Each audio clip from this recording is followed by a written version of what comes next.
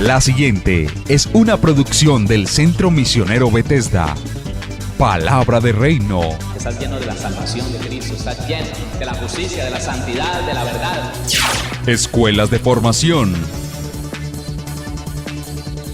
Sanidad interior. Testimonios de vida. Tenía 7 enfermedades, mejor dicho, y el trombo que me dio en la cabeza, el doctor dijo que yo no tenía nada. ¿Le hiciste todos los exámenes? Todos los ¿Y cómo te exámenes, salieron? todos me salieron bien. Entonces yo traje. ¿No podías levantar el brazo? No, me dolía mucho. ¿Y el Señor te sanó hoy? Ya me sanó. Sí, ya volvió a la casa, está buscando trabajo, la honra y la gloria al Señor. Centro Misionero Bethesda Villavicencio Meta les da la bienvenida. Estamos preparándonos para entender mucho mejor qué es la fe. ¿Qué es la fe y cómo debemos percibir la fe? Que no puede ser una fe emotiva, no puede ser una fe de momento, no puede ser una fe como un chispazo, tiene que ser una fe permanente, una fe que se establece en la vida del cristiano y está allí en cualquier situación. Amén. Esa fe tiene que estar acompañada de la paz, porque cuando un buen cristiano pierde la paz, también pierde la fe. ¿Usted está entendiendo eso? Yo no he querido entrar en el capítulo 11 de Hebreos sin antes prepararlo a usted para que entienda algunas cosas que a veces la iglesia no se le llevan a entender y le impide ver una fe permanente, fuerte, una fe que no oscila, que no se desequilibra, que no duda, porque le repito, por eso estamos hablando de la diferencia del alma y del espíritu, porque un buen cristiano que cuando está en paz, cuando está calmado, tiene fe y le cree al Señor y permanece firme en lo que entendió, cuando sus emociones se desestabilizan ya no puede creer, ya no puede creer.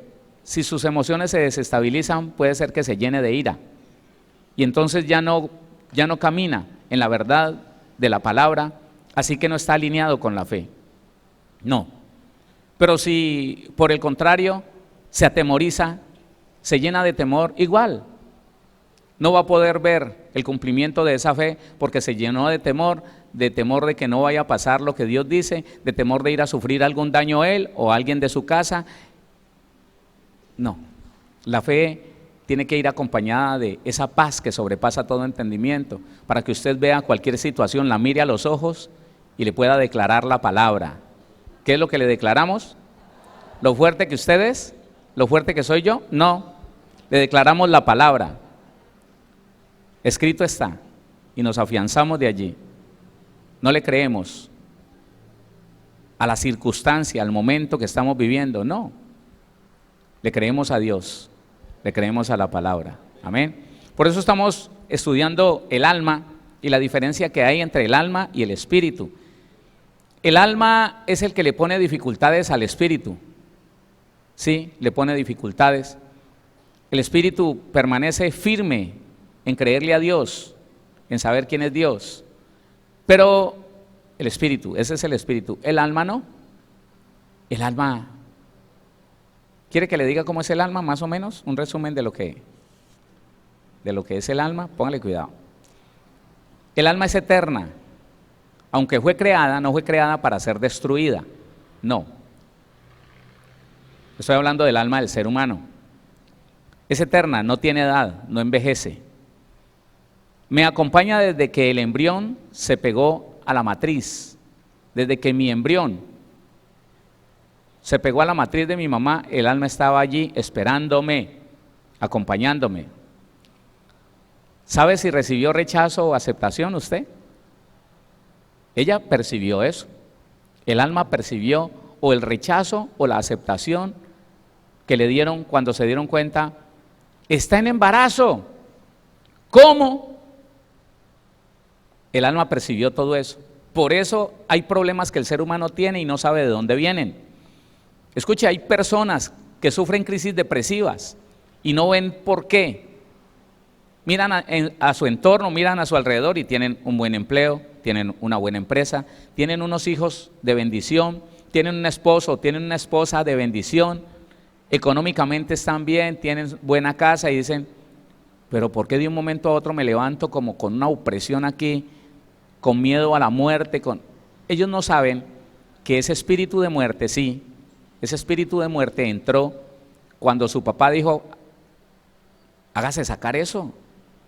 Cuando un padre dice de su hijo que está engendrado, que ya se pudo ver, que ya se pudo saber que ese cuerpo está en embarazo, y cuando ese padre dice, hágase sacar eso, le está entregando a ese niño un espíritu de muerte. La gente allá afuera no lo sabe. Porque si el padre, el que lo engendró, no lo quiere, no lo acepta, entonces el diablo dice, este es mío. Y muchas veces esa persona llega a los 20, 22, 20. He conocido personas de 26 años que les empezó unos episodios recurrentes de depresión y no sabe por qué. No sabe por qué.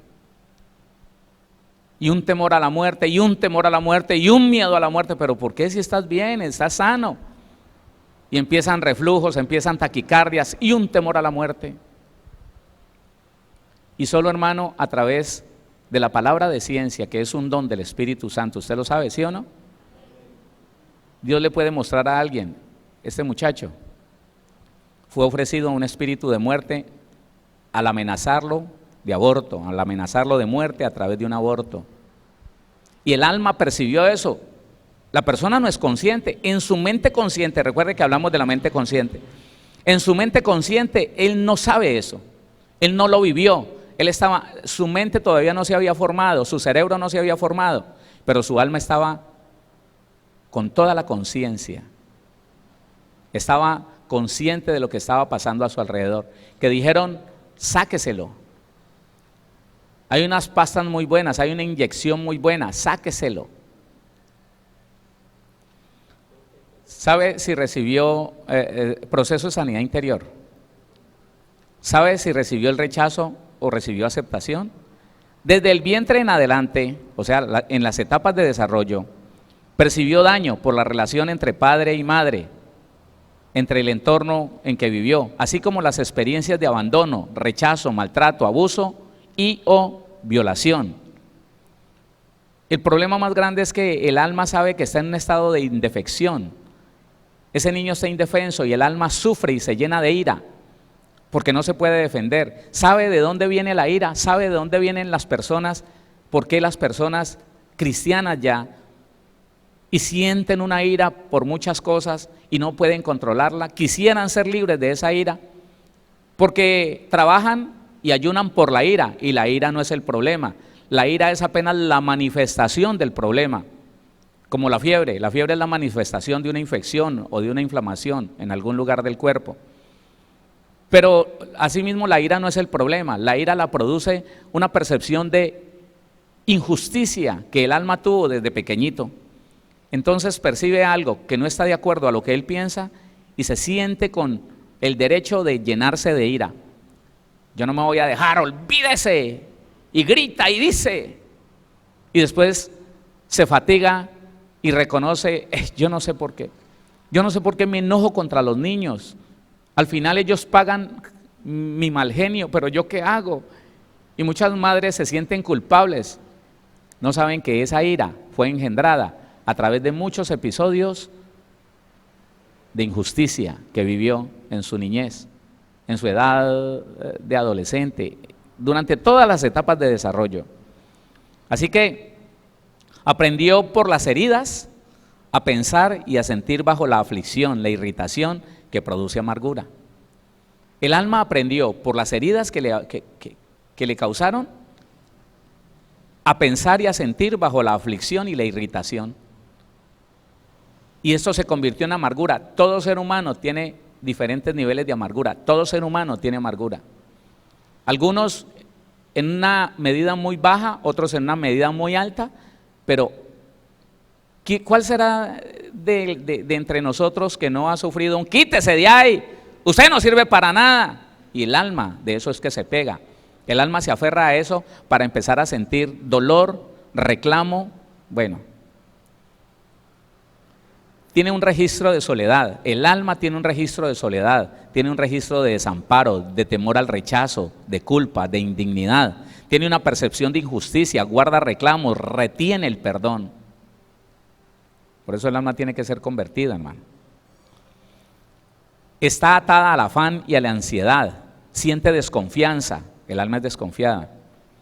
Está atada a la depresión, a la crisis, a las crisis mínimas y al más alto nivel. Hay crisis en algunas personas mínimas, en otros son unas crisis de alto nivel, crisis de ira, crisis de depresión, crisis de temor, crisis de celos. Eso lo produce el alma. Responde influenciada y poseída o poseída por espíritus inmundos. El alma puede estar siendo influenciada por un demonio, pero también puede estar siendo poseída por un demonio. El cuerpo y el alma son los lugares donde el diablo quiere trabajar a través de los espíritus inmundos. Las mismas emociones desestabilizadas se convierten en obras de la carne y es de allí que los demonios empiezan a aprovecharse. ¿Alguien alguna vez le ha dado una ira y que usted sintió que perdió el control? Yo tendría que levantar pies y manos. ¿Sabe cómo lo sentía yo? Y era un demonio. ¿Sabe cómo lo sentía yo? A mí se me iba turbando la vista y yo iba sintiendo como un mareo en la cabeza. Uy, hermano. Y después cuando caí en cuenta yo decía, Dios mío, ¿yo por qué hice esto? ¿Por qué maltraté así a mi esposa? ¿Por qué maltraté así a mis hijos? Y entonces me metí a un baño por allá a tenerme la cabeza y a lamentarme, a decir, uy, qué cosa tan horrible, me quiero morir. Ya son ya son esas emociones que convertidas en obras de la carne, porque el enojo usted lo puede controlar, pero la ira es una obra de la carne, no, esa hay que matarla. Eso es lo que dice la Biblia, ¿no? Yo no le estoy diciendo nada que me esté inventando, lo dice la Biblia. Entonces responde influenciada o poseída por espíritus inmundos. Esto dentro de las emociones desestabilizadas. Adquiere características como la terquedad, adquiere características como ambivalencia. Es independiente en algunos momentos y es muy dependiente en algunos otros. Hay personas que no quieren a nadie, hay personas que por lo que fueron heridas dicen, no, yo no me enamoro de nadie y hacen sufrir a los demás. Pero también hay personas que, sin saberlo, se atan a una persona maltratándolo o idolatrándolo, pero da igual. Las personas que dejan que su alma, por el orgullo, por las cosas que llegaron a su vida, por las vivencias pasadas, se da mucho esto, y tengo que hablar de personas, ¿no? Tengo que hablar de personas. Se da mucho que la mujer empieza a maltratar a su marido, se casa con su hombre, y empieza un proceso dentro del orgullo. Ay, no moleste, ay, no me toque, ay, usted. Y todo lo que le pasa a ella lo viene pagando él, el esposo, y de pronto el esposo con paciencia, el esposo con entendimiento, la deja quieta, trata de acercársele, y ella no, quite, no moleste, cantaletea, grita, alega.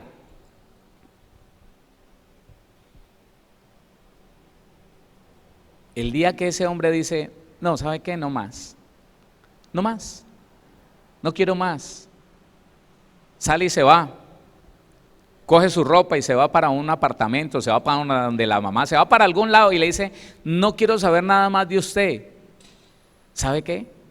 Se vuelve tan dependiente porque el daño en el alma es así. El daño en el alma es rechazo. Quite de ahí, no moleste. Pero cuando ya esa persona dice, no más, ¡ay, Dios mío! Llora toda la noche, todo el día, se quiere morir, se desespera, se come las uñas, en una dependencia tan impresionante. ¿Pero qué pasó? ¿Y no era una mujer que maltrataba a ese hombre? ¿Y no era una mujer que lo rechazaba? Que cuando lo veía como un perrito faldero ahí le decía, ¡lárguese! Pero cuando ya se largó de verdad, entonces salió y se manifestó dentro de esa alma una dependencia a ese hombre. Lo llama 24 veces en una hora, en el día lo llama 42,000 veces. Eso le pone WhatsApp, se desespera, ¿yo qué hago? Busca ver quién está cerca de él y lo llama, ahí está fulano, ¿qué está haciendo? Mira a ver si me lo pasas. Y va y lo pistea y lo mira y pierde tiempo y sale del trabajo y va y... Ese es el alma. Por eso un alma que no está sana es un problema, el problema más grande, hermano, para el espíritu, el problema más grande para el ser humano. Un alma que no está sana, un alma que no ha pasado por sanidad interior, es el mayor problema que tiene el ser humano. Porque buenos cristianos, los he conocido, buenos cristianos, como Pablo, pero no podían obedecer a Dios, no podían agradar al Señor.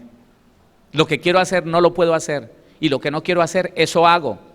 El alma entronada. El alma gobernando, el alma llena de heridas, llena de motivos, colmada de injusticia. Yo no me voy a dejar, olvídese, yo no soy tan bobo, yo no soy tan boba. Y cuando le falta lo único que le daba como tranquilidad y sosiego, ahí sí. ¿Quién entiende el alma? Pues Dios. ¿Quién entiende el alma? Tiene que entregar eso, tiene que saber cuál es el proceso. Así que adquiere características como la terquedad, como la ambivalencia, es independiente en unos momentos y dependiente, muy dependiente en otros, ama y odia a la vez. Oye, qué cosa tan tremenda, ¿no? La pareja se reconcilia y no saben qué hacer, ay, salen juntos y miran las estrellas y suspiran. Él dice, ¿te traigo un cafecito? Sí. Entra, lo está preparando y le dice, ¿con azúcar? ¿Qué? Que sí, con azúcar. No te oigo. Ay, mi amor, pero parece sorda. ¡Ah, pues no me haga nada!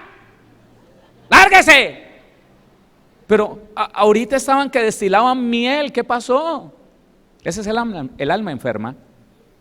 Ama y odia a la vez. ¿Qué tal? Es inconstante, es incrédula, es prevenida, manipuladora, se victimiza, se autojustifica, juzga y se defiende, reclamando sus derechos, ¿no? Tengo derecho, no puede ser, yo no soy el de menos. Se amarga y se desquita, es insatisfecha, es insaciable y caprichosa, pide más, tiene afán de poseer. Hermano, todo esto se lo puedo comprobar con la Biblia. ¿Sabe qué dice el predicador, Salomón? Que dice que hay varias cosas que nunca se sacian. Los ojos. Uno de ellos, los ojos. El alma. La ventana del alma, ¿cuáles son? Los ojos.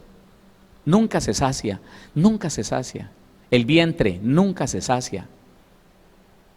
Él habla del estómago, pero habla también del vientre de la mujer. La mujer estéril nunca se sacia, porque como no puede tener hijos,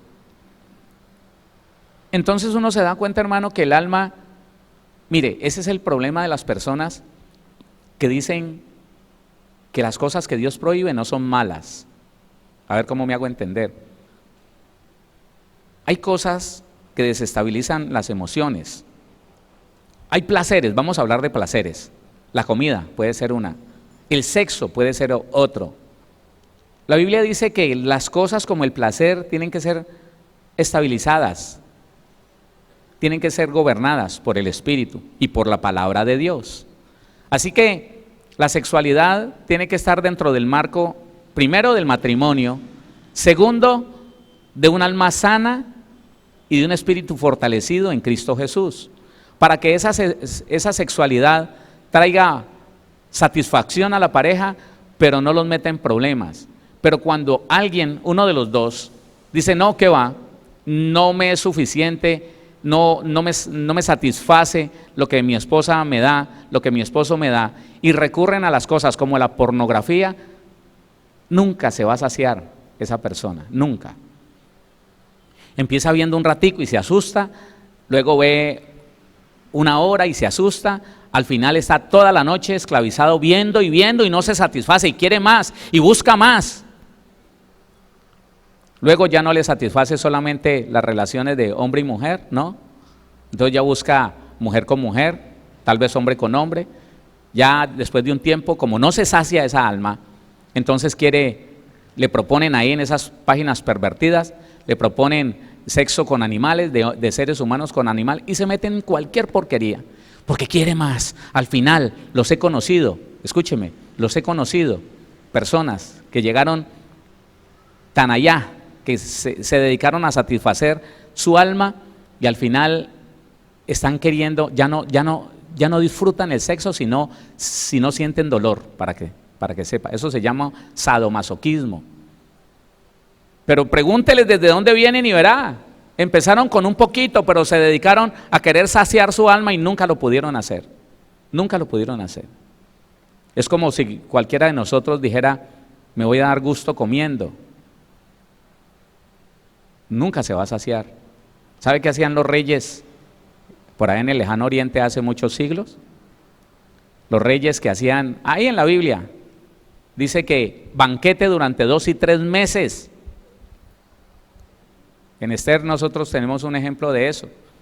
¿Y qué hacían? Si eso era comida y comida y comida y comida, pues hermano, al tercer día ya tendrían indigestión. ¿Sabe qué hacían los reyes que visitaban al rey anfitrión y toda su cuadrilla? Tenían lugares donde iban y vomitaban y venían y seguían comiendo.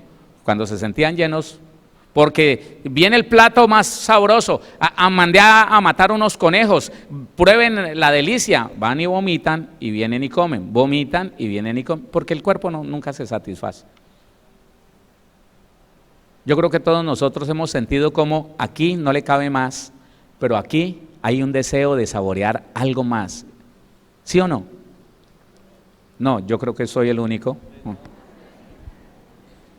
Esos que dicen, mi amor, está tan rica, te quedó ese almuerzo tan delicioso, y ella dice, ¿le llevo más? Pensando que nos hace un bien. Y uno dice, pues sí, un poquito, y termina almorzando 2 veces. Yo tenía un hermano que en Cristo, ¿no? Que la esposa le llamaba almuerzo y medio, porque siempre tenía que repetirle más. Entonces entienda, mi hermano, que no estamos tratando con alguien que nos esté ayudando. El alma no nos ayuda. De hecho, lo que la Biblia dice es que el primer enemigo soy yo mismo. Ese es mi primer enemigo. Por eso las personas que dicen que el alma nació de nuevo, bueno, hay diferentes pensamientos, y hay quien dice que el alma nació de nuevo. Hermano, si el espíritu nació de nuevo y no nos pone problemas, ¿sí o no? ¿A quién le pone problema el espíritu? A nadie. Él nos ayuda, él se conecta con Dios. Si el alma hubiera nacido de nuevo, no tendríamos problemas entre los cristianos. Alineaditos con la palabra, mijito. Al alma hay que convertirla. Al alma primeramente hay que sanarla. ¿Hay qué? Sanarla. Hay que libertarla de todo lo que le entregaron, le pusieron encima. Entonces vamos diciendo que este pedacito es tremendo. Es inconstante, es incrédula, es prevenida, es manipuladora, se victimiza, se autojustifica. Hay que ver, hermano, que alguien le quiere hacer ver un error a otra persona, y la otra ya está diciendo, no, pero es que usted, pero es que aquel, pero es que el otro. Siempre la culpa la tienen los demás. Y eso es algo natural. Para que eso no suceda, usted tiene que estar consciente de estas cosas y decir, uy, me están reprendiendo, me están corrigiendo. Mi alma ahora va a tomar la posición de defenderse. No se lo voy a permitir. Voy a guardar silencio y voy a aceptar lo que me están diciendo, porque ya me di cuenta que mi alma es, ¿cómo es? Justificadora, se justifica, se autojustifica y se da de víctima. Claro, yo aquí soy la más mala, yo soy el más malo, toda la agua sucia es para mí. Sí, yo sé que yo soy la peor persona. No, espérese, tranquilo, tranquila, guarde compostura, no se ponga a llorar, escuche que toda reprensión viene para un bienestar suyo. Uy. Satanás nunca podrá amonestar a nadie. Nunca, hermano. Satanás, entre otras cosas, porque para amonestar se necesita amor. ¿Usted creyó que esa suegra que le gritó tantas cosas cochinas la odia? No, si esa es la que más la ama. Al menos tuvo el valor que otros no han tenido de decirle la verdad en la cara. Y eso solamente lo puede hacer Dios. Pero el alma se victimiza y dice, pero ¿por qué a mí? Siempre, como he sufrido, a mí siempre me ha ido mal. Y por eso nunca determina cambiar. Todos los hombres han tenido la culpa en una situación de una mujer que había tenido 3 hombres, todos 3 malos, que por qué los hombres son tan malos, y la mala era ella, cantaletosa, amargada. Pero ella estaba convencida de que los hombres todos son iguales, malos. No, hermano. Entonces, escuche esto, se victimiza, se autojustifica, juzga y se defiende, se amarga, se desquita, es insatisfecha, es insaciable y caprichosa, pide más, tiene afán de poseer, es sarcástica, insolente, voluntariosa y resiste a la autoridad, cuestiona la autoridad. El alma, a usted le están diciendo, hermano, mire, ¿pero por qué? ¿Otro impuesto? Uy, no, y por dentro está en un mar de cuestionamiento.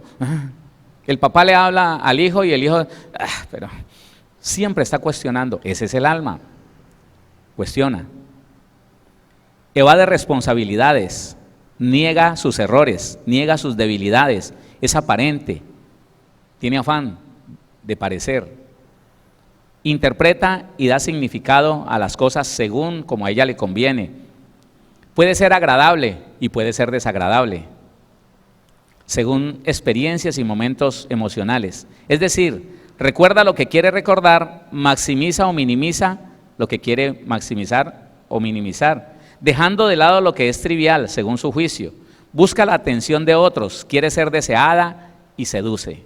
Esto es natural. Solo cuando la persona ha nacido de nuevo puede llegar a ser diferente.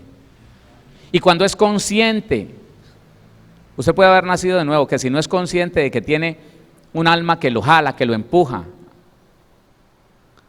Mire que el alma, según las vivencias que haya tenido, se deprime, oiga, y se evalúa como muy baja.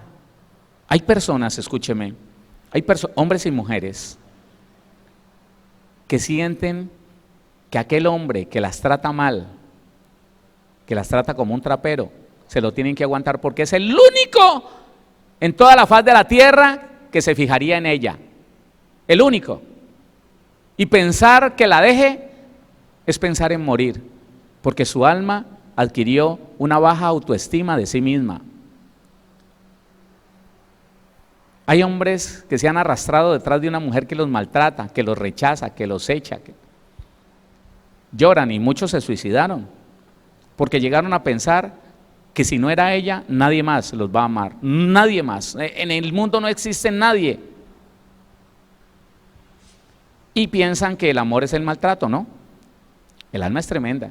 ¿Usted ha visto a alguien llorando de amor por el que le pegó? Uy, sí, yo lo he visto. Mire, yo se lo he contado. Mano fracturada, clavícula fracturada, un ojo cerrado, en sangre por fuera, en sangre por dentro. Le duele hasta para respirar. Es que tengo 3 costillas rotas. Mi marido me pegó, pero yo reconozco que fue que yo le hice dar rabia, imagínese, justificándose, justificando el sinvergüenza. ¿Sabe qué más le preocupaba? ¿Sabe por qué lloraba en ese momento? Me dijo que me iba a dejar. Pastor, ¿yo qué hago para recuperarlo? Es que yo no he podido cambiar. Porque él la convenció a ella que era la mujer más mala del mundo y que tenía que cambiar en algo que nunca iba a poder cambiar. Entonces ella se echaba la culpa. Él tiene razón en pegarme, y si me mata, yo creo que pensaría eso. Y si me mata, tiene razón, porque él ha querido que yo cambie y yo nunca he cambiado. Así que yo estoy fly. Me merezco todo lo que me pasa. Oiga, y esa mujer era cristiana. Y se afligía y se angustiaba pensando en que no iba a volver, que ese hombre la iba a dejar, que ese hombre la iba a abandonar. Pero yo lo amo, pastor, yo lo amo. Y yo sé que él también me quiere. Pues se nota. Mire cómo el alma se autoengaña a sí mismo, creyendo para sí misma que el amor son golpes y maltratos y ofensas. ¿Sabe por qué? Porque esa alma piensa que no hay nadie más en el mundo que le preste atención. Que al menos esa persona le presta atención para pegarle, para hacerle daño. Porque los demás la ignoran, la desprecian y se aferran, hermano. Se aferran. Y llegan a ser engañadas pensando que eso es amor, el maltrato. Que porque cuando ya pasaron unos días y a él se le sube el volumen de las hormonas, entonces la busca para tener sexo y le dice: mamita, usted sabe que yo la amo mucho, es por su bien que yo le pego. Y le creen. Esa alma decidió creerle: sí, mi amor, yo sé, perdóneme. Ahora la que sale a deber es la que está... Y esas personas terminan matando a su pareja, usted ya lo sabe, ¿no? Pero porque su alma se autoengaña. Tremendo. Es decir, se alimenta de lo que ve y de lo que oye. Su alma, por eso la Biblia, y lo leímos la semana pasada, la Biblia recomienda: renovaos en el espíritu de vuestra mente. Renuévese en lo que ve, en lo que oye, si no, va a seguir viviendo lo mismo, va a seguir pensando lo mismo. Se alimenta de lo que ve, de lo que oye y de la conexión que tiene con sus recuerdos. Ojo con esto.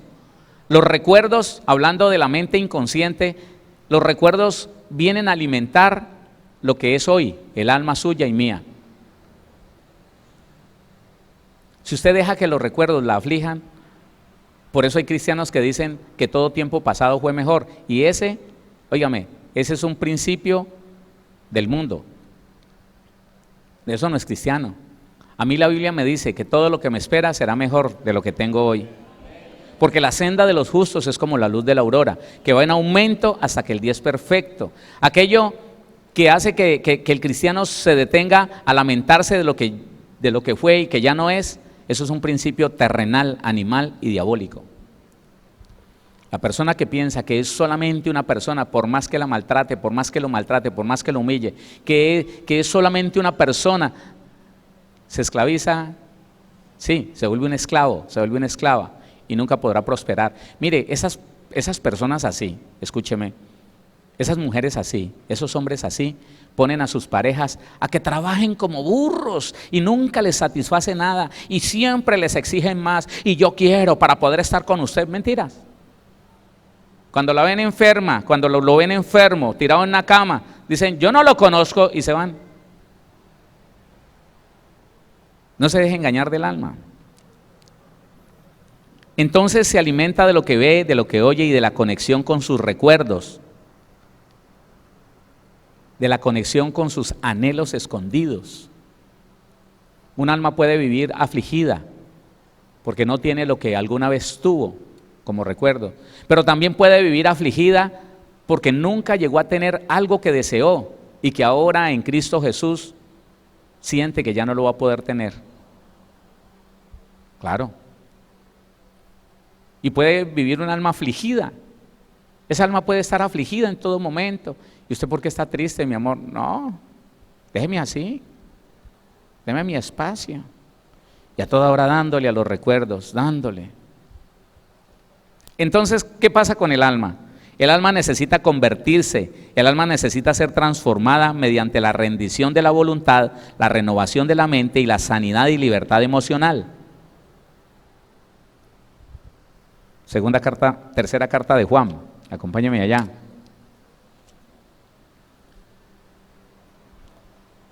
Versículo número 2, tercera carta de Juan, versículo 2.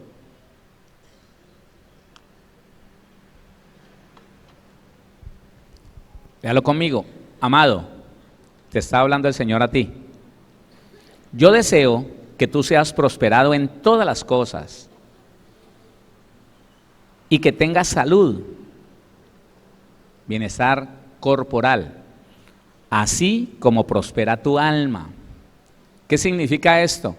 Que el alma, mente, voluntad y emociones ha sido prosperada, está siendo prosperada, libre, sana, convertida, y que de la manera en que el alma está siendo libre de reclamos, de rechazos, de odios, de abandonos, de injusticias, así el cuerpo va prosperando.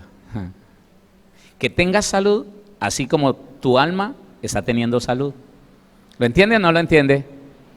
Es claro, en la Biblia es clara.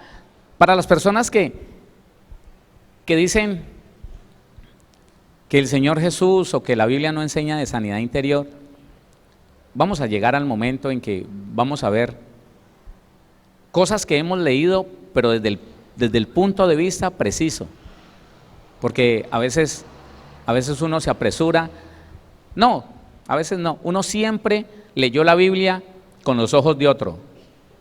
Escuche esto, que es un problema. Casi siempre uno leyó la Biblia con los ojos de otro.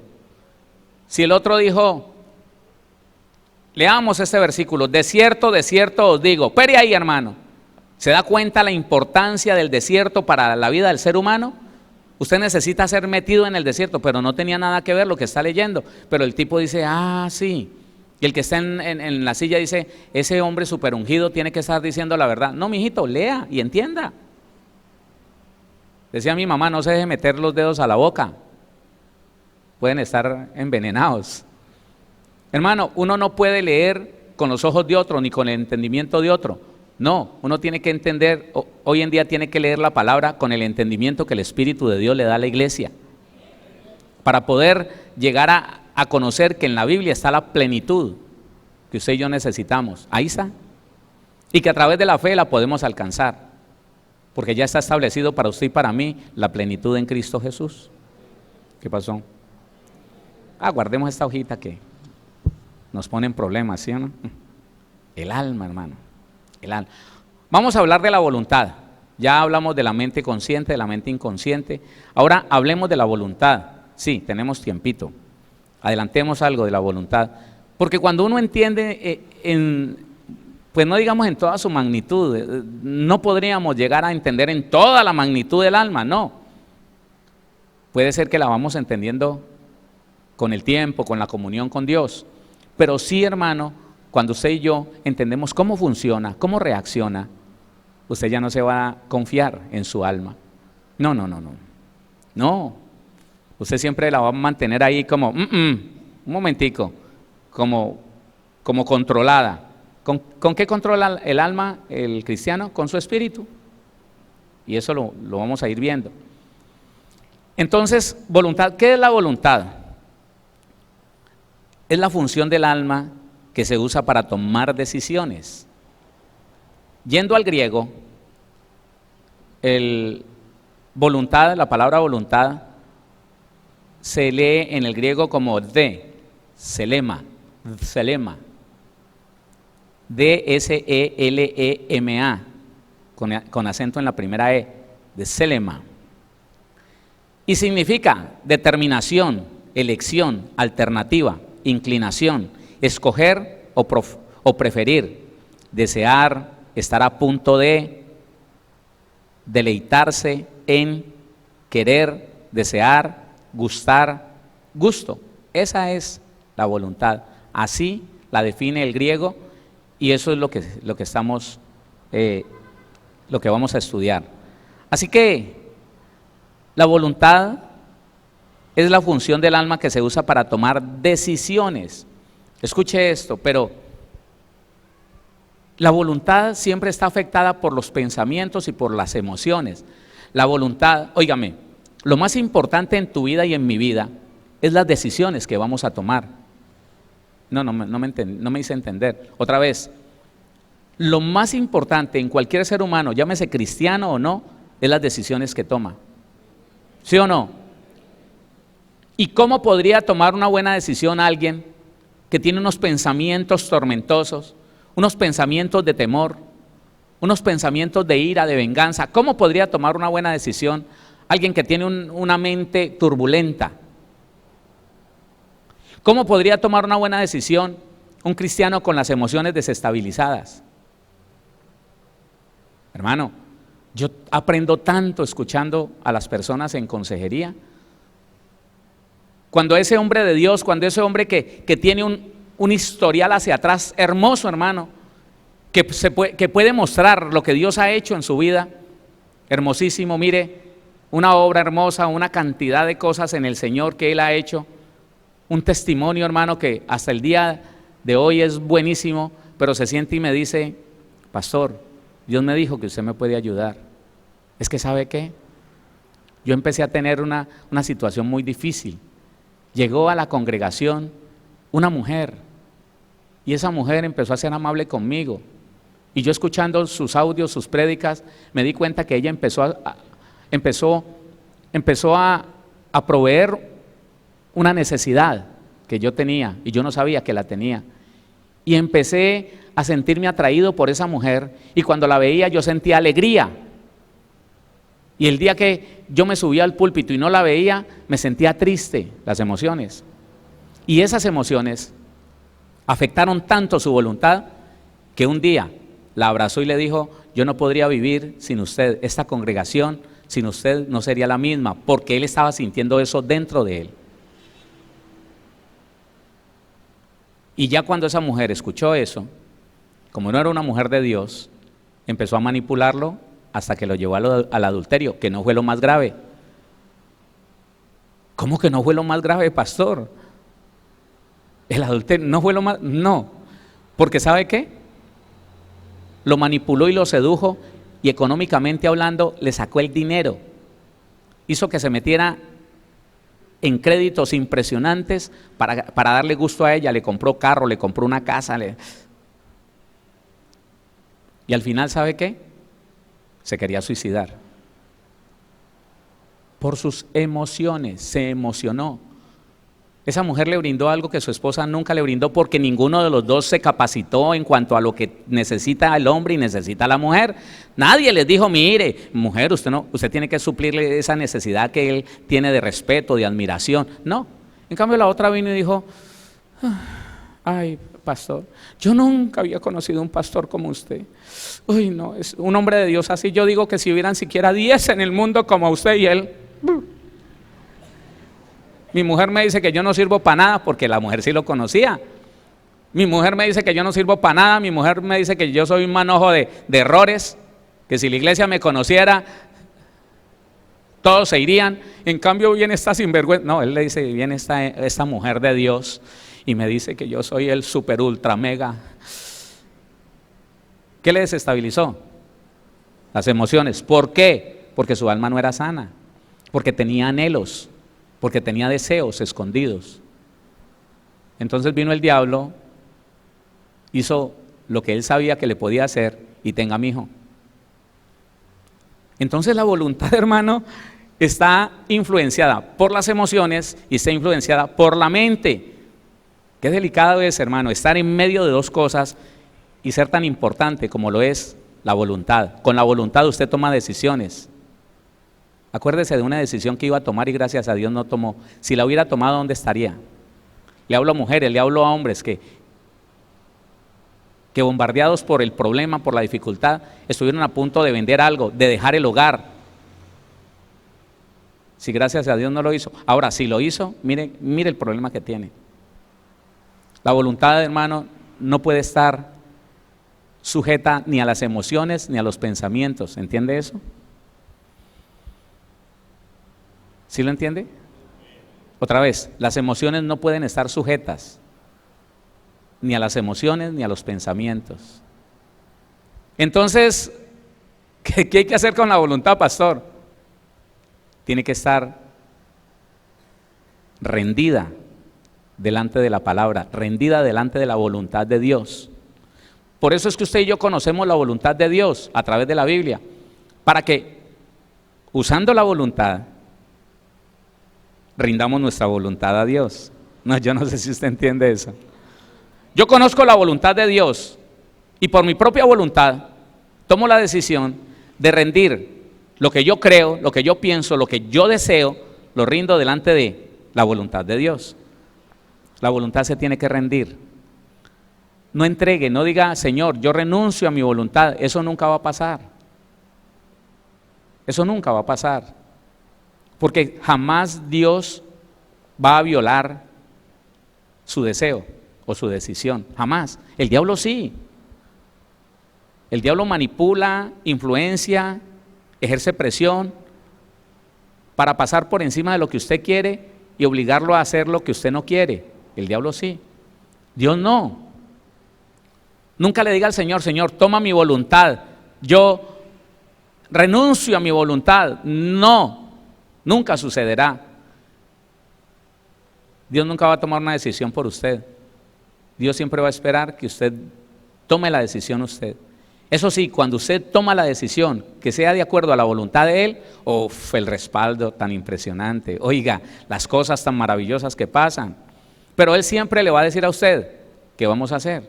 Mire, siempre, usted está frente a una situación, voy a poner cualquier ejemplo, frente a una situación, listo, me van a entregar una casa, yo ya conozco que no puedo decir mentiras en ese formulario que voy a llenar.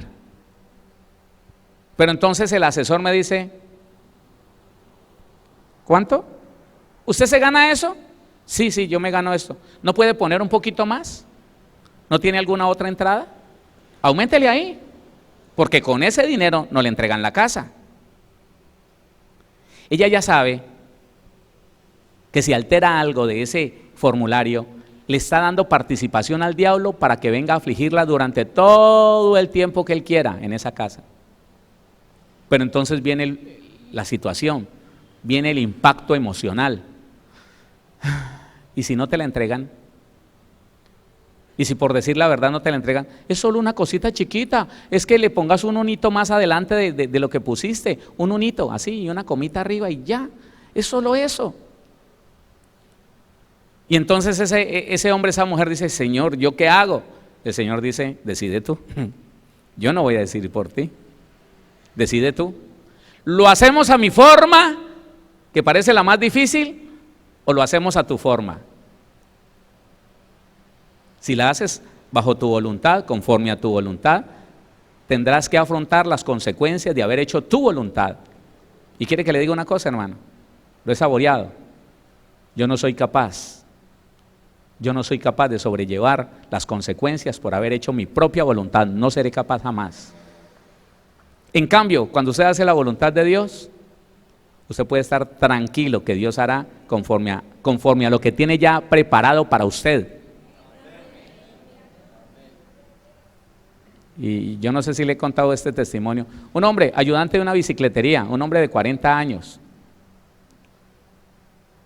Ayudante de una bicicletería durante años. Le dijeron, mire, pase el formulario de la alcaldía. Y le dijeron, póngale más a eso, no puede ponerle el mínimo, con el mínimo no le entregan esa casa. Él dijo, no importa si no me la entregan, esta es mi verdad, recíbamela así. Me dijo, yo se la recibo, pero perdió el tiempo, le recibieron la hojita. Por ahí unos 3 meses, venga a mirar a ver qué pasa. Pero ya le dije, nada, el hermano, que le puedo decir el nombre, el hermano a los 3 meses fue y le dijeron, no, por ahí no han salido sino 2 formularios, eso se demora, pero ya le asignaron casa a 2 personas. Cerciores decían, ¿usted es el del mínimo? Sí. No, pero déjeme ver, yo miro. ¿Cómo llama usted? Robinson. Sí, aquí está, de primera. Pues ya le asignaron la casa, yo no sé por qué, eso es un milagro, dijo el tipo. Y el hermano dijo, sí, por eso, porque dije la verdad, por eso vino el respaldo de Dios sobre mi vida. Dele la gloria a Dios. Dele la gloria al Señor. Pero ahí estuvo la voluntad. Nunca Dios va a violentar tu voluntad. ¿Cómo lo hacemos? ¿A tu forma o a mi forma? Y entonces es ahí donde uno le tiene que decir como el Señor Jesús le dijo, Señor, hágase conforme a tu voluntad, no conforme a la mía. A mí me gustaría de tal manera, Señor, pero no, que se haga conforme a tu voluntad. Ese es el sello de seguridad del cristiano. No como yo quiero, Señor, sino como tú. Eso es No entregarle o renunciar la voluntad, no, eso es rendir mi voluntad. Yo me rindo delante de lo que conozco. A ti te gustan las cosas de esta manera, yo me rindo porque dentro de mí me gustaría hacerlas de otra, pero yo me rindo, mi voluntad la rindo delante de ti. ¿Ah? ¿Qué pasó? ¿Sí o no? Mateo 3:35 es el único versículo que vamos a ver.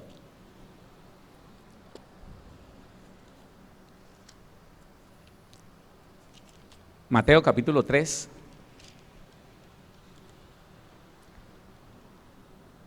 No, perdón, es Marcos 3.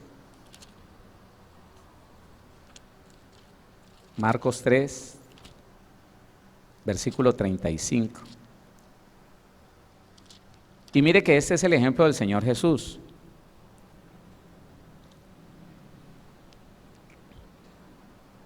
Le dijeron: Señor, suspende la conferencia porque tu mamá y tus hermanos te necesitan. El Señor Jesús dice, el versículo 34, y mirando a los que estaban sentados alrededor de él, dijo: he aquí mi madre y mis hermanos, porque todo aquel que hace la voluntad de Dios, ese es mi hermano y mi hermana y mi madre. ¿Todo el que hace qué? ¿Todo el que hace qué? No dice todo el que hace su propia voluntad porque es sabio y entendido y se ha preparado muy bien. No, dice el que hace la voluntad de mi Padre. ¿Usted conoce la voluntad de Dios? ¿Quiénes conocemos la voluntad de Dios? Hay quienes dicen que es imposible conocer la voluntad de Dios. Hombre, aquí está. Ahí está, no tenemos pretexto. Conocemos la voluntad de Dios porque Él nos la narra. El Señor Jesús nos narra cuál es su voluntad. Ahora nosotros determinamos si lo hacemos de acuerdo a lo que Él nos dijo o si de acuerdo a nuestras circunstancias, nuestras experiencias, de acuerdo al evento tan especial que está pasando en mi vida. Es que ese es el problema. Hombre, ¿cómo vas a hacer eso? Le dice alguien a otro: no vas a hacer eso, la palabra de Dios dice tal cosa. Y él le respondió: no, pero en esta situación en que yo estoy, no, esa palabra no. En la situación que yo estoy tan crítica, ¿me voy a poner a esperar? No.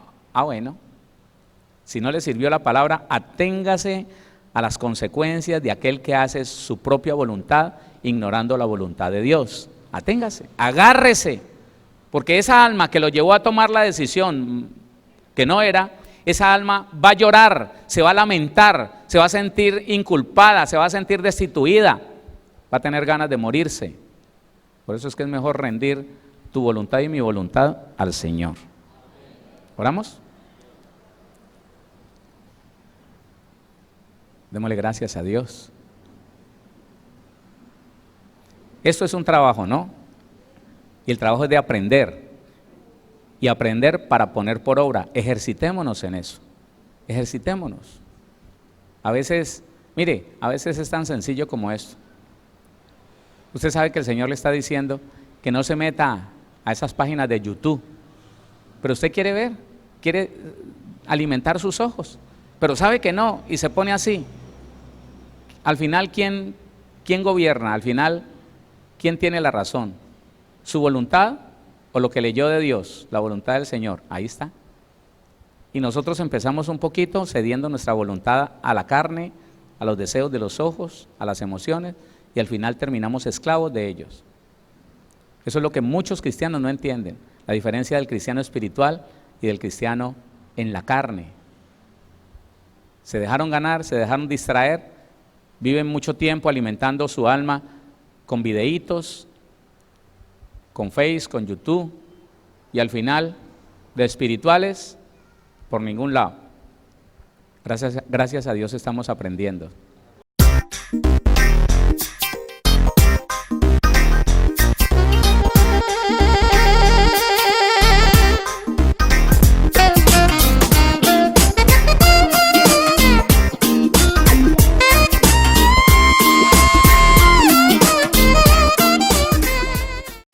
Síguenos en Facebook como Pastor Héctor Cortés, en Twitter como @CMVVillavo, en Instagram como @auténticavillavicencio y en YouTube como Pastor Héctor Fabio Cortés. Centro Misionero Bethesda Villavicencio, cumpliendo el propósito de Dios.